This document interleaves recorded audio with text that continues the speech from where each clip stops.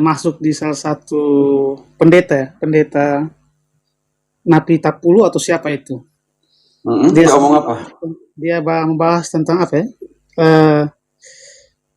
Eh, larangan makan darah John binatang itu. Napitupulu Romo. Halo. Nah, Yang tentang darah itu. Jawaban singkat. 15 ayat 28 dari 28. boleh. Kisah. Ya.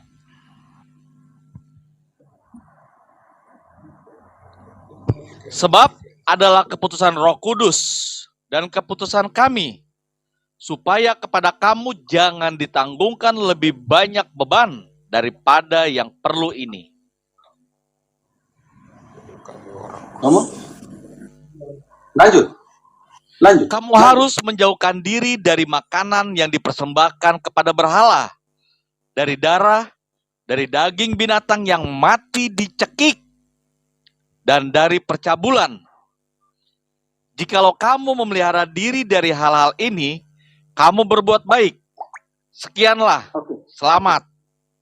Oke. Adi dia pakai pendasaran ini. Karena itu, berhadapan dengan keputusan tentang sunat, ini adalah keputusan Roh Kudus dan keputusan kami di ayat 8 tadi, supaya kamu dibebaskan dari sunat ini. Tetapi satu syarat, kamu jangan pergi lagi ke berhala. Kamu jangan pergi ke kuil-kuil. Kamu jangan binatang di sana. Hila engkau mute-kan. Ciup terus. Kalian jangan ke sana karena gereja perdana berhadapan dengan orang-orang Yunani atau bangsa-bangsa lain yang datang dari kuil-kuil berhala, yang bawa kebiasaan mencekik, makan darah dan semuanya seperti ini, Adi. Iya. Jadi tidak benar dalam pengertian itu. Sedangkan saudara dan saudariku yang terkasih, sedangkan penampakan Yesus kepada penglihatan yang dilihat oleh Petrus, Yesus bilang makan semua yang ada di sini. Kisah 10:11-15. Oke. Deo. Ya. Berhadapan dengan, jadi harus dimengerti dalam konteks ini. Kamu dibebaskan dari apa yang tidak boleh diberikan kepada kamu. Artinya begini, kalau itu sunat untuk orang Yahudi, saya tidak bisa mengatakan bahwa orang di luar Yahudi yang masuk ke Kristen harus disunat. Tetapi kamu harus ingat, kamu harus menjauhkan kuil-kuil. Kamu harus menjauhkan cekik binatang yang dipersembahkan di atas semua seperti itu. Kamu harus dijauhkan dari makan binatang yang dipotong di penyembahan seperti itu dan makan semuanya itu dengan makan darah. Ini yang dimaksud dengan seperti itu. Pendeta yang tidak tahu konteks tafsir suka-suka. Dan bagaimana Yesus memberikan peluang kepada Petrus untuk makan semua binatang yang ada di sana. Deo, lanjut. Kisah 10 ayat 11-15. Ya. Tampak olehnya langit terbuka dan turunlah suatu benda berbentuk kain lebar yang bergantung pada keempat sudutnya yang diturunkan ke tanah. Di dalamnya terdapat berbagai jenis binatang berkaki 4. Binatang menjalar. Babi berkaki 4, babi. Apalagi nih yang berkaki 4 nih ya.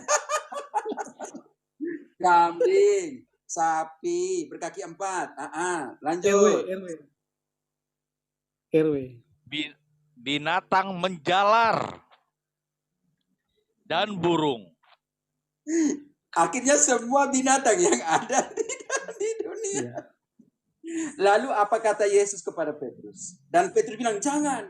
Saya menurut hukum Taurat, saya orang Yahudi tidak bisa makan. Yesus bilang, yang saya bilang halal, kau bilang tidak. Bagaimana? Ayo lanjut. Ya. Kedengarannya lah olehnya suatu suara yang berkata, bangunlah, hai Petrus, sembelihlah dan makanlah. Aduh, mereka lawan Tuhan Yesus yang suruh nih. Oke, lanjut. Sembelihlah dan makanlah. Tetapi Petrus menjawab, tidak Tuhan, tidak. Sebab aku belum pernah makan sesuatu yang haram dan yang tidak sahir. Jangan. Saya tidak pernah makan sesuatu yang seperti itu.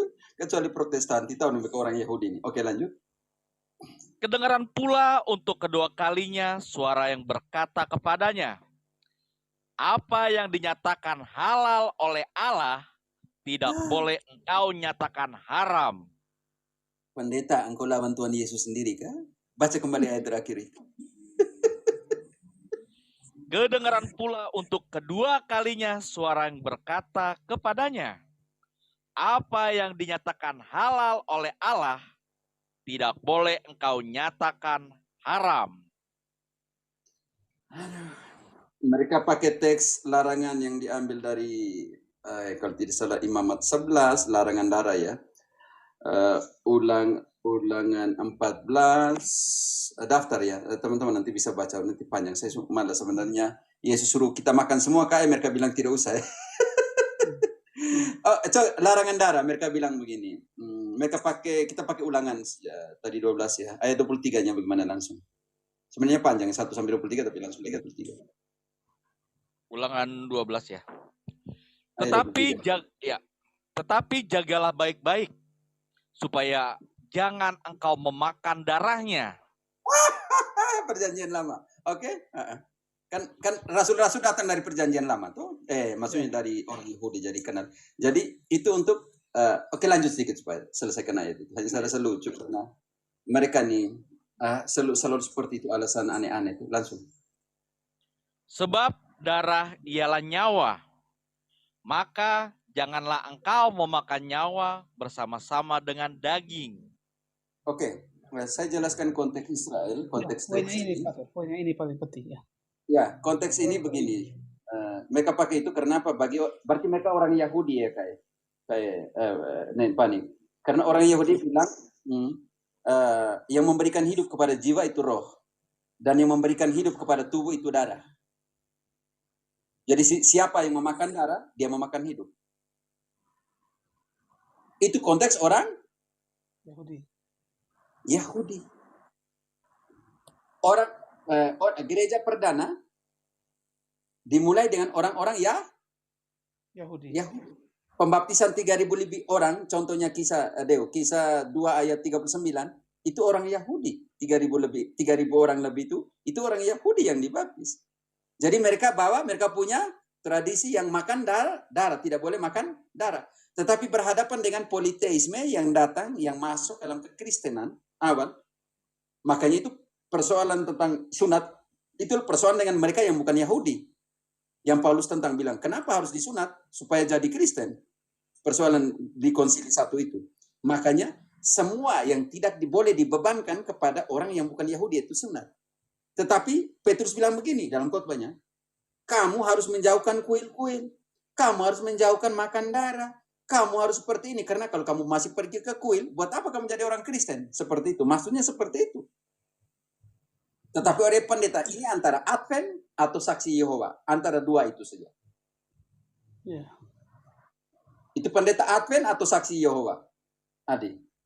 Saya tadi kurang tahu ketika saya mau minta dinaikkan tuh dia tidak kasih paten. Oke. Artinya mereka yang dari Yahudi bukan hanya persoalan sunat, artinya persoalan makan darah juga, karena bagi mereka darah adalah yang memberikan hidup kepada tubuh. Karena itu kita berhadapan dengan persoalan tentang sunat. Contohnya persoalan tentang hal ini juga kebiasaan orang Yahudi dibawa kepada kekristenan. Contoh Deo, engkau bandingkan kisah 10 ya. Ya, kisah 10. Ayat 9 itu juga persoalan tentang ini. Persoalan tentang bagaimana kebiasaan Yahudi dibawa kepada kekristenan. Oke, lanjut dulu. Kisah 10 ayat 9 dari 9. Itu kebiasaan orang Yahudi yang dibawa ke kekristenan. Keesokan harinya, ketika ketiga orang itu berada dalam perjalanan dan sudah dekat kota Yope, kira-kira pukul 12 tengah hari, naiklah Petrus ke atas rumah untuk berdoa. Ia merasa lapar dan ingin makan. Lanjut ayat selanjutnya, sampai di bawah Petrus bilang, saya tidak bisa diajarkan itu. Dia mau makan ini. Tuhan bilang kau makan semua. Petrus sendiri masih memberikan sebuah resistensi. Ini orang Yahudi.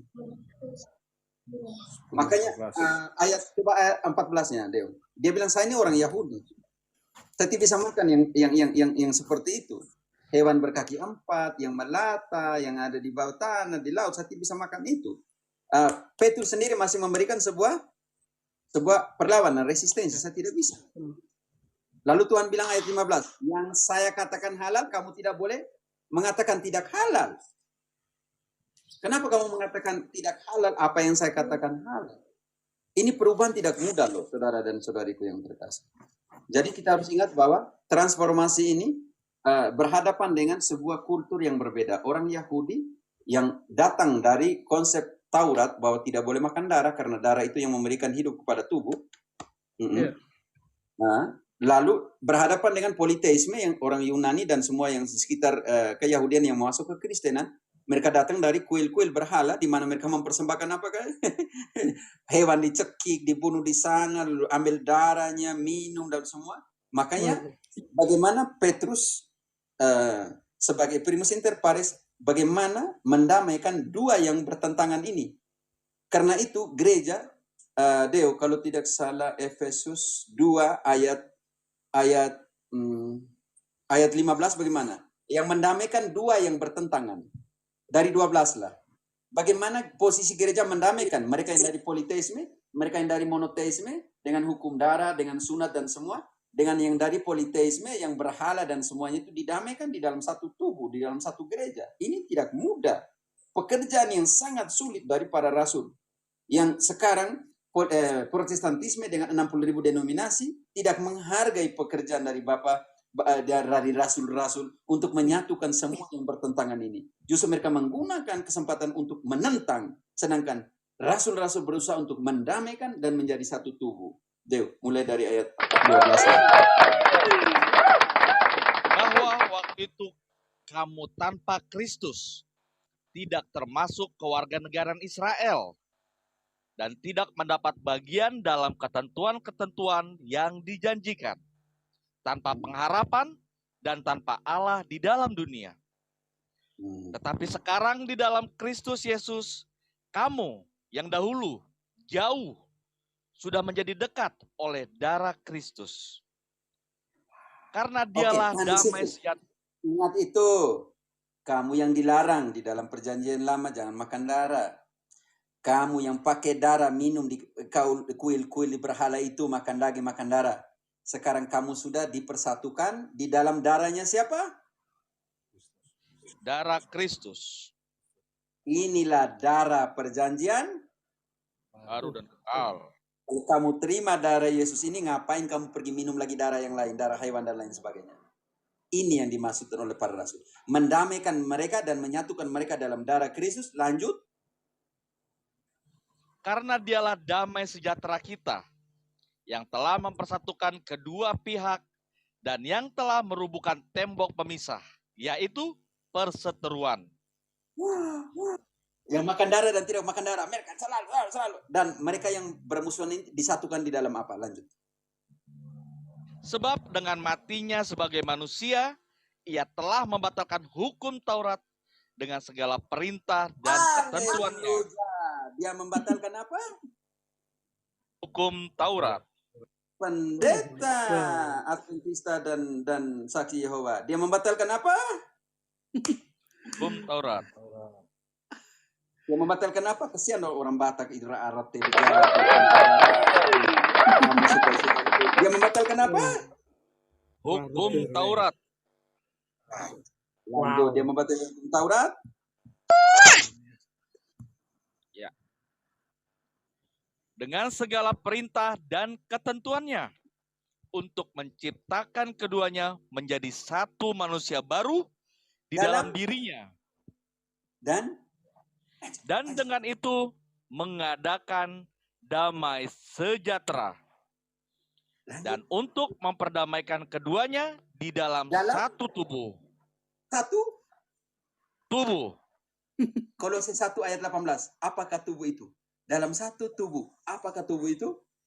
Kolose 1 ayat 17. 18. Apakah satu tubuh itu? Ia kepala tubuh, yaitu gereja.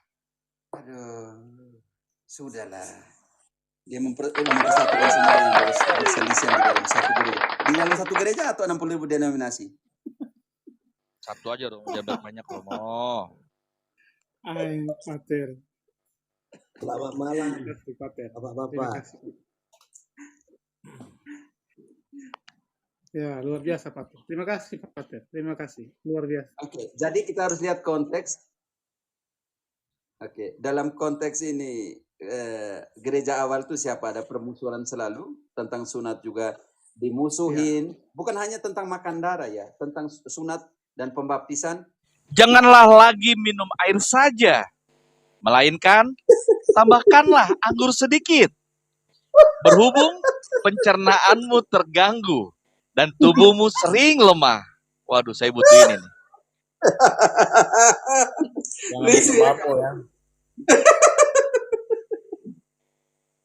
Kayak baca kayak 5 ayat 23. Tolong di type 1 Timotius 5 ayat 23. Tapi jangan terlalu banyak-banyak toh. Yang mabuk ini yang jadi soal. Yang mabuk ini jadi soal. 1 Timotius sama 3 ayat dari ayat 3. Kalian ini lucu ya. Jadi bukan hanya bukan darah ya, dia sunat. Ya. Bukan hanya sunat, juga anggur, alkohol, ada semua. Oke. 1 Timotius 3 ayat dari ayat 3. Dari ayat 3. Bukan peminum, bukan pemarah, melainkan peramah, pendamai, bukan hamba uang. Seorang kepala keluarga yang baik disegani dan dihormati oleh anak-anak. Bukan peminum. Jadi yang tukang minum ini, pikir-pikir juga yang Katolik tukang minum ini, jangan minum sampai mabuk. Yesus juga ubah air jadi anggur 600 liter, jadi kamun bagaimana? Maksudnya minum yang ini Paulus bilang untuk kesehatan, toh? Minum mabuk ya. Oke, kita kasih lucu-lucu. Oke, Timotius 2 ayat 3. Itulah yang baik dan yang berkenan kepada Allah Juru Selamat kita. Titus 2 ayat 3. Oh, Titus 2 ayat 3, sorry. Titus 2 ayat 3. Demikian juga perempuan-perempuan yang tua. Hendaklah mereka hidup sebagai orang-orang beribadah. Jangan memfitnah. Jangan menjadi hamba anggur. Tetapi cakap mengajarkan hal-hal yang baik. Oke, jangan jadi hamba anggur. Jadi hamba alkohol itu tidak baik. Paulus bilang, tambahkan sedikit alkohol di dalam airmu, makananmu, itu bagus untuk kesehatanmu. Dalam pengertian itu teman-teman. Jadi Pater sementara bilang kita tukang mabuk. Jangan kamu jadi hamba alkohol, tidak baik lagi dalam pengertian ini. Oke, jadi Katolik itu sangat manusiawi ya Kak ya. Jadi saudara dan saudariku. Jangan sampai aturan-aturan seperti ini membuat kamu tidak manusiawi. Deo 1 Korintus 10 ayat 16. Korintus 10 ayat 16. Bukankah cawan pengucapan syukur yang atasnya kita ucapkan syukur adalah persekutuan dengan darah Kristus? Oke. Bukankah roti yang kita pecah? Ya. Mau katakan bahwa inilah darah perjanjian baru, macam seperti itu. Jadi di mana yang menjadi fokus prioritasmu sekarang? Keimanan, perjalananmu, penyembahanmu dalam kebenaran itu yang mana? Dagingku adalah benar-benar makanan, darahku adalah benar-benar minuman. Kita masih sibuk dengan apa yang harus dimakan, darah yang dimakan, daging yang dimakan, atau kita fokus hidup yang ini yang terima yang di sana ini nih, yang dia bilang benar-benar makanan, benar-benar minuman. Kenapa tidak mau terima? Karena cawan adalah persekutuan dengan darah Tuhan, roti adalah persekutuan dengan tubuh Tuhan. Kamu masih pikir apa yang kamu makan, darah tidak boleh dan tidak boleh. Berarti mereka masih orang Israel kah? Belum kenal Yesus. Dan mereka masih hidup di dalam zaman antara perseteruan antara kekristenan awal mula yang anggotanya orang Yahudi dan orang non-Yahudi pada saat itu. Ternyata Paulus sudah mendamaikan itu, bukan lagi perseteruan, karena hukum Taurat sudah dibatalkan, dan mereka kedua yang pihak yang bermusuhan itu sudah didamaikan dalam satu tubuh. Dan tubuh ini, Yesus adalah kepala dan tubuh adalah gereja. Persoalan selesai. Mau persoalan apa lagi? Sunat diselesaikan melalui pembaptisan. Contoh Kolose 2 ayat 11-12. Persoalan sunat sudah diselesaikan. Persoalan makan darah sudah diselesaikan, makan semua. Persoalan persepuluhan ini yang dilanjutkan oleh Proti. Saya tidak mengerti kenapa. Oke, tidak dibatalkan. Kolose 2 ayat 12 ya Romo. Apa 11 12 ya, oke. Dari 11 12. Karena iya. Karena Bisa dia dimute Pak Asam? Omelo di-mute-kan dulu. Oh, Pak Asam. Ya. Pak Asam juga, Pak Asam. Halo Pak Asam, tolong di-mute-kan. Lanjut, Dew. Ya. Dalam dia kamu telah disunat, bukan dengan sunat yang dilakukan oleh manusia, tetapi dengan sunat Kristus, yang terdiri dari penanggalan akan tubuh yang berdosa. Karena dengan dia kamu dikuburkan dalam baptisan, dan di dalam dia kamu turut dibangkitkan juga oleh kepercayaanmu kepada kerja kuasa Allah yang telah membangkitkan dia dari orang mati. Artinya sunat digantikan oleh Baptisan. Mari taruh paralel. Sunat itu 8 hari setelah kelahiran. Kalau sunat itu digantikan oleh pembaptisan, maka pembaptisan juga harus pembaptisan kanak. 8 hari. Karena sunat digantikan oleh pembaptisan. Bukan dihilangkan oleh pembaptisan, digantikan oleh pembaptisan.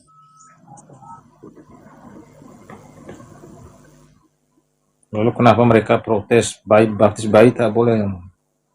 Namanya protes. Mau bilang bagaimana?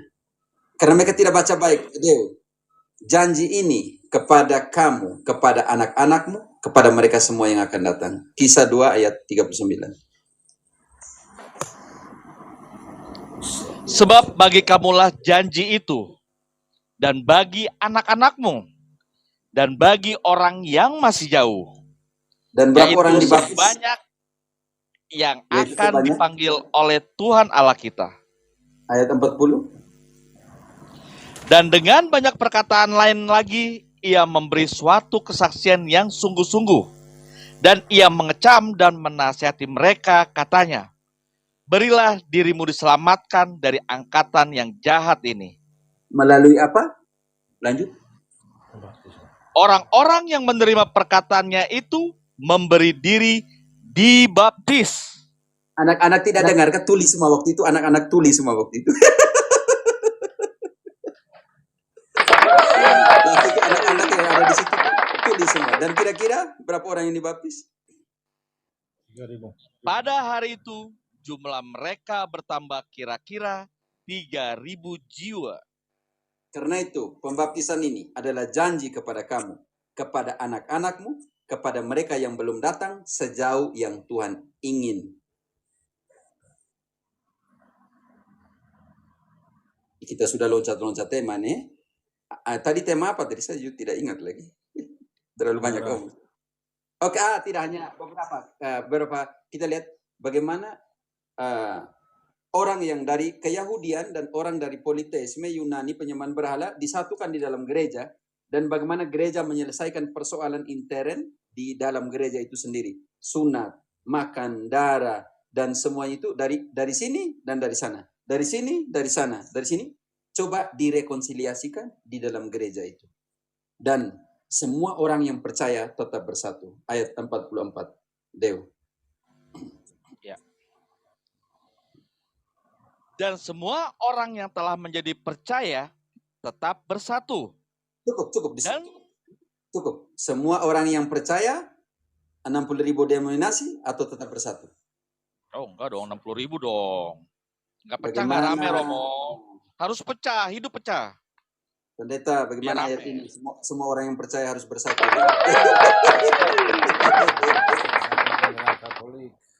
Oh, begitu bersatu. Iya, harus pecah-pecah dong. Kalau nggak gitu nggak bisa nipu umat. Nggak bisa nipu umat. Oh, mereka selalu pakai standar ibadah itu mendatangkan keuntungannya. 1 Timotius 6 ayat 5. Mereka pakai standar ini. Ya. percekcokan antara orang-orang yang tidak lagi berpikiran sehat. Cukup, Deu. 60.000 denominasi adalah percecokan dari orang-orang yang tidak berpikiran sehat. Lanjut. Dan kehilangan kebenaran. Dan kehilangan kebenaran, benar sekali. Keluar dari kebenaran, pasti akan kehilangan kebenaran. Lanjut. Yang mengira ibadah itu adalah suatu sumber keuntungan. Memang ibadah itu kalau disertai rasa cukup memberi keuntungan besar. Ayat 8, standar keuntungan besar dengan rasa cukup. Rasa cukup bagi Paulus itu apa? Asal ada makanan dan pakaian, cukuplah. Haleluya. Yang mengejar kekayaan, ayat 9. Tetapi mereka yang ingin kaya terjatuh ke dalam pencobaan, ke dalam jerat, dan ke dalam berbagai-bagai nafsu yang hampa dan yang mencelakakan, yang menenggelamkan manusia ke dalam keruntuhan dan kebinasaan. Ayat 10, tutup mulia. Lihat. Karena akar segala kejahatan ialah cinta uang. Sebab oleh memburu uanglah beberapa orang telah menyimpang dari iman dan menyiksa dirinya dengan berbagai-bagai duka. Bukan saya.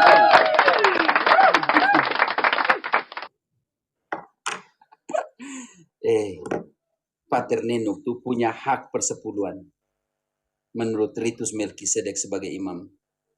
Tapi kapan Pater Nenuk dan kawan-kawan imam minta persepuluhan di kalian? Kami tahu diri. Kami tahu diri. Yang kalian ingin beri, beri. Yang kalian tidak ingin beri, tidak usah beri.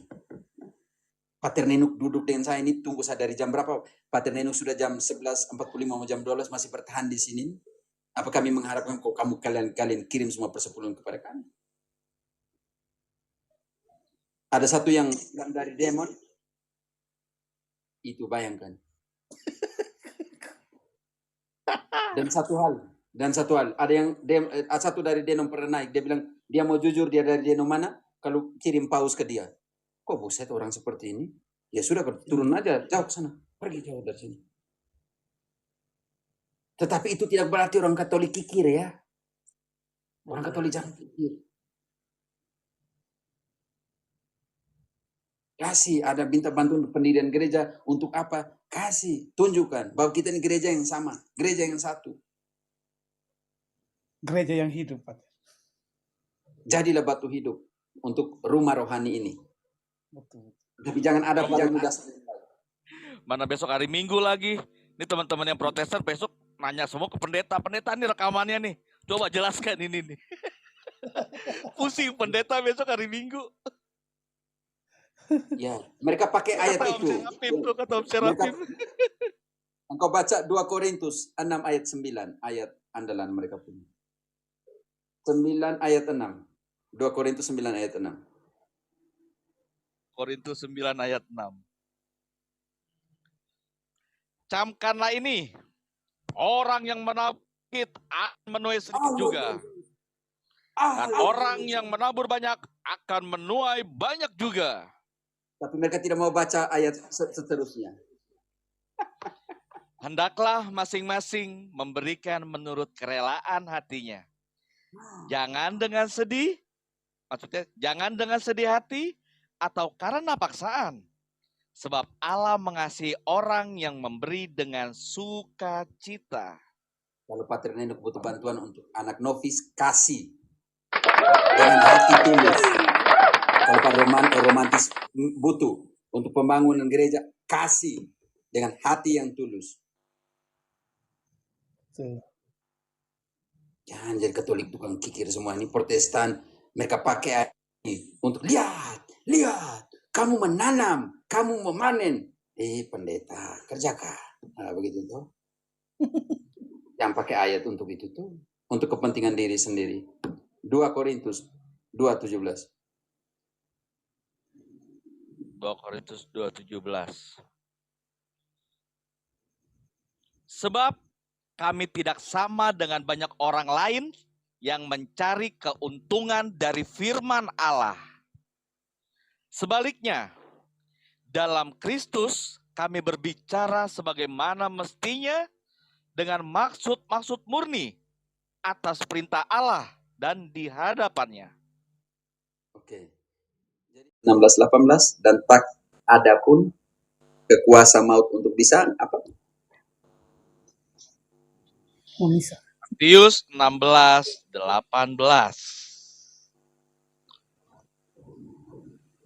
Bentar. Konsentrasi di Ya. Dan aku pun berkata kepadamu, engkau adalah Kefas, dan di atas Kefas ini aku akan mendirikan gerejaku, dan alam maut tidak akan menguasainya. Runtutan. Kepadamu, Sudah, Ya. cukup. Dan alam maut tidak, karena aku menyertai kamu sampai akhir zaman. Matius 28 ayat 20. Karena, tetapi syaratnya, ajarkanlah semuanya saya perintahkan, supaya saya menyertai kalian sampai akhir zaman. Jangan ajarkan yang dia tidak perintahkan. dan ajarlah mereka melakukan segala sesuatu yang telah kuperintahkan kepadamu. Dan ketahuilah, aku menyertai kamu senantiasa sampai kepada akhir zaman. Amin. Haleluya. Haleluya. Dan kemuliaan diberikan di dalam gereja sampai kapan? Efesus 3 ayat 21. Kita semua nanti jawab amin ya. Kita semua nanti jawab amin. Buka semua kalian punya mic. Buka semua kalian punya mic. Efesus 3 ayat 21 nanti kita jawab amin. Oke, Dew. Dengan segala kekuatan. Bagi dialah kemuliaan di dalam gereja dan di dalam Kristus Yesus turun-temurun sampai selama-lamanya. Amin. Amin. Ya, yang di bawah ketik juga amin begitu. Ada amin saudara-saudara. Jadi kemuliaan bagi Allah diberikan di dalam gereja dan Yesus Kristus turun-temurun sampai selama-lamanya. Amin. Bukan di luar gereja ya. Amin. Ay, luar biasa. Jangan lupa dukung lembaga-lembaga formasi untuk panggilan. Saya pamit, ada kegiatan tidak makan dan makan. Yang mereka selalu ambil itu adalah kisah ini, kisah para rasul dan kehidupan perdana gereja perdana. Yang lucu dikaitkan dengan keyahudian. Ini jadi persoalan panjang. Tetapi kalau kita bongkar semua Injil, standar semuanya itu standar ada di dalam Injil. Contohnya, contoh kecil yang kau sentuh bahwa orang-orang yang bukan yang agama Abrahami, contoh Yahudi dan Islam ya dalam pengertian ini. Bagaimana nanti ketika dihakimi. Roma 2 ayat 14, ayat 16 langsung. Standar apa yang dipakai untuk Ya, itu Pak. Hal itu akan nampak pada hari bila mana Allah, sesuai dengan Injil yang kuberitakan, akan tahan dulu, menghakimi Dew. Sesuai dengan apa? Injil. Oke, kembali lagi. Kita tidak tahu sesuai dengan Injil untuk apa. Kembali ke ayat 14-nya dulu pelan-pelan. Untuk siapa hal ini? Karena sentuh dulu tadi, sentuh agama Abrahami. Jadi Yahudi punya hukum Taurat, tetapi Islam tidak punya hukum Taurat. Bagaimana status mereka dalam pengertian ini? Ya ini jawabannya ada di Roma. Oke. Dari 12 lah. Dari 12. Oke. Ya, siap. Sebab semua orang yang berdosa tanpa hukum Taurat akan binasa tanpa hukum Taurat. Dan semua orang yang berdosa di bawah hukum Taurat akan dihakimi oleh hukum Taurat. Karena bukanlah orang yang mendengar hukum Taurat yang benar di hadapan Allah, tetapi orang yang melakukan hukum Tauratlah yang akan dibenarkan. Apabila bangsa-bangsa lain yang Oke, tahan tidak di sini, kunci di sini, Marcel. Apabila bangsa-bangsa lain, bisa mengerti Marcel? apabila Bisa. Marcel? Apabila Bisa, Pak. bruder, ini bruder kayak pamit. Apabila bangsa-bangsa lain, lalu apabila bangsa-bangsa lain yang tidak memiliki hukum Taurat oleh dorongan diri sendiri melakukan apa yang dituntut hukum Taurat, maka walaupun mereka tidak memiliki hukum Taurat, mereka menjadi hukum Taurat bagi diri mereka sendiri. Sebab dengan itu mereka menunjukkan bahwa isi hukum Taurat ada tertulis di dalam hati mereka, dan suara hati mereka turut bersaksi, dan pikiran mereka saling menuduh atau saling membela. Hal itu akan nampak pada hari bila mana Allah sesuai dengan Injil yang kuberitakan akan menghakimi segala sesuatu yang tersembunyi dalam hati manusia oleh Kristus Yesus. Om Adi tolong di-mute, Om Adi. Om Adi tolong di-mute. Tolong di-mute, Om Gea. halo. Ya, Sudah. silakan. Om. Oke, Marcel. Jadi di dalam hari penghakiman untuk mereka yang tidak mempunyai hukum Taurat, tetapi hukum Taurat itu pembenaran menurut hukum Taurat bukanlah mereka yang mendengarkan hukum Taurat, melainkan mereka yang melakukan. Walaupun mereka tidak mengenal hukum Taurat itu, mereka melakukan seolah-olah hukum Taurat ada di dalam hati mereka. Pada hari penghakiman, dalam pengertian ini ayat 16, ketika Tuhan datang, mereka akan dihakimi menurut apa yang ada di dalam hati mereka, tetapi berdasarkan Injil, standar Injil di sini. Marcel, engkau bisa mengerti. Iya, Pater. Karena itu Tuhan mau semua orang selamat dan sampai kepada pengetahuan akan kebenaran. Santo Paulus bilang begini, jangan ada orang yang menghakimi kepada kamu, apa yang kamu makan, apa yang kamu minum, apa yang kamu rayakan. Paulus sudah marah. Kolose 2 ayat 16. Ini untuk mereka yang makan darah, yang tidak makan darah, yang bilang jangan pesta, yang bilang jangan minum, yang bilang jangan makan. Paulus bilang begini, jangan ada yang menghakimi kamu karena ini. Kolose 2 ayat 16. Karena itu, janganlah kamu biarkan orang menghukum kamu mengenai makanan dan minuman, atau mengenai hari raya, bulan baru, ataupun hari Sabat. Semuanya ini hanyalah bayangan dari apa yang harus datang, sedang wujudnya ialah Kristus. Baca ulang, Dew. Baca ulang.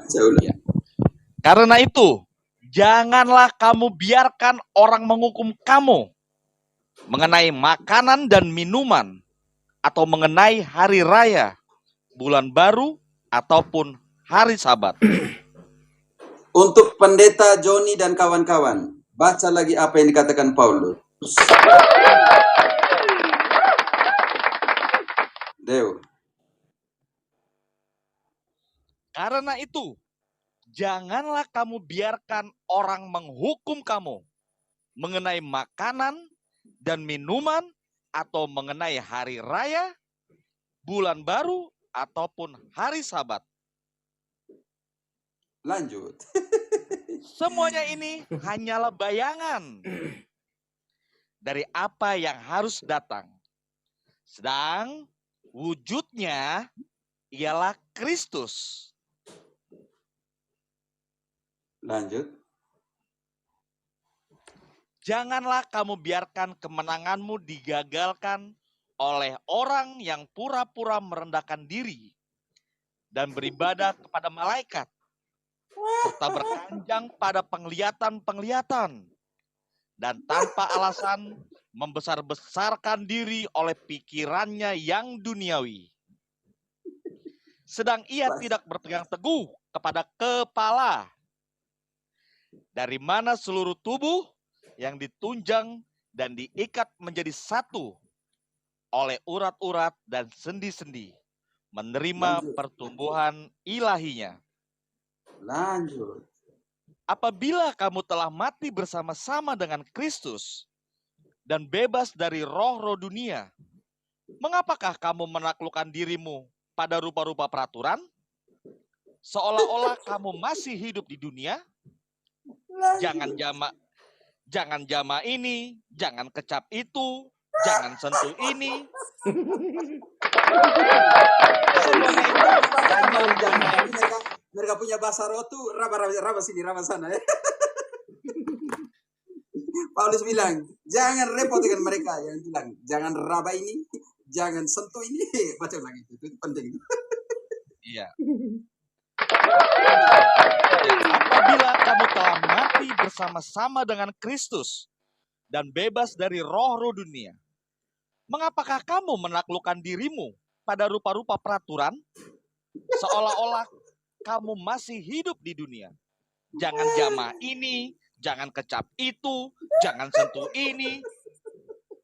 Semuanya itu hanya mengenai barang yang binasa oleh pemakaian dan hanya menurut perintah-perintah dan ajaran-ajaran manusia. Baca lanjut. Sudah 23 sudah? 23 sudah? Ya. Ya. 23. Peraturan-peraturan ini, walaupun nampaknya penuh hikmat dengan ibadah buatan sendiri, seperti merendahkan diri, menyiksa diri, tidak ada gunanya selain untuk memuaskan hidup duniawi. Sudah ada 23. Brother, baca ayat ini untuk mereka Kolose ini kan. Mereka bilang jangan makan ini, jangan sentuh ini. Aduh, catat baik-baik. Kolose 2, 16 sampai 23. Ayat 23 sudah baca tadi ya. Teks mana? Oke, Kolose 2, 16 sampai 23. Handayani tulis baik-baik itu. Saya harus tulis besar-besar sini. Makan darah. Kolose 2. Besar-besar gini. Besar. Kasih besar-besar. Kolose 2, 16, 23. Makan darah. Mereka bilang jangan sentuh ini, jangan cicipi ini. Hei, tukang tipu semua ini.